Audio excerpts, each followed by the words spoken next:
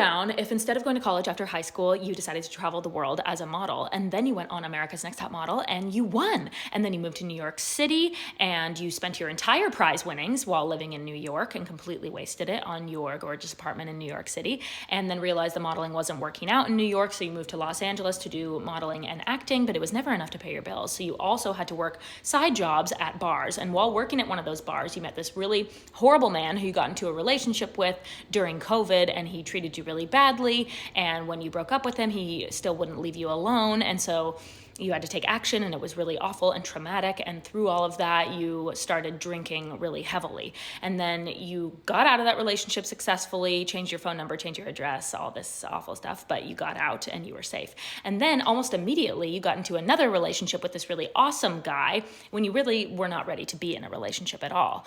And all was going well, but then you tore your ACL and you were bedridden on the couch, and the heavy drinking continued. And then you started to heal from the ACL, you started to feel better, so you decided to get sober, kick that bad habit, and it was the best decision you ever made. And then once you were sober, you realized that that relationship that you were in, while it was amazing, it was not the one for you forever. So you broke up with that guy.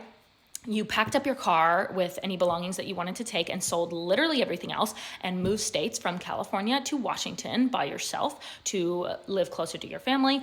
And then you got laid off from your job, and then you started a podcast about sobriety.